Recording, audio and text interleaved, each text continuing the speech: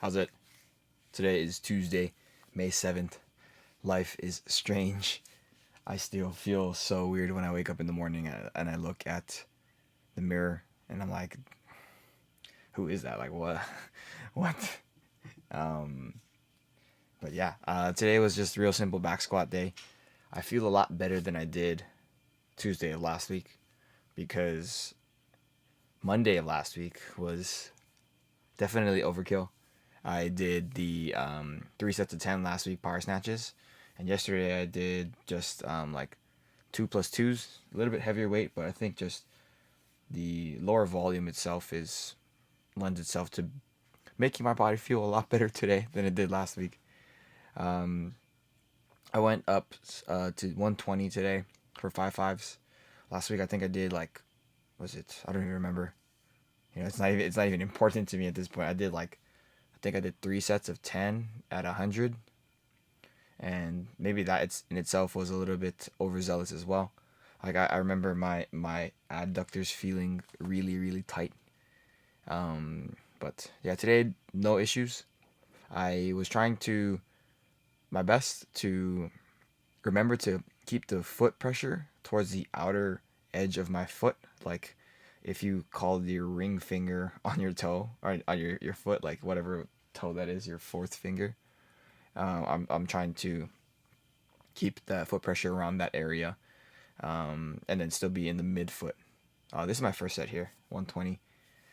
And like the idea of me keeping that foot pressure right there is it essentially forces my knees out without me forcing my knees out. You know what I mean? It comes from a more foundational, like proper foundation than it would be if I was just to force my knees out. Because you could be way off with their foot pressure and just force your knees out, and that is like quote unquote forcing your knees out. But mechanically, like that squat in itself is not sound from the bottom up. So having proper foot pressure is has really been helping me kind of re-examine the way I squat, and I think it's honestly the way that you're supposed to squat. Um, I just never really thought about it from like the ground up. I think I was actually talking about this to my brother when we were it was right after we came back from Japan. I was trying to help him with figuring out what's going on with his knee, and then trying to help him figure out like mechanically what he could do a little bit differently, so that his knee wouldn't really be feeling the way that it was, a couple months ago at this point. I think right now like he's doing pretty well, so I'm super happy with what I kind of talked to him about and what we agreed upon, right? Um, as far as the rest of this week goes, it is kind of very up in the air. I am working. Excuse me. I'm working like 2 doubles this coming weekend, and I'm very very very scared about it. Last year, like Mother's Day was, I think the busiest day in restaurant history, and I think this year it's gonna be something very close to that. So I don't know what's like the rest of the training week is gonna look like. I'm gonna decide on the day what I'm gonna do basically. I don't know if I'm gonna be cleaning tomorrow at all because I know last week I didn't. I feel like I want to, but yeah.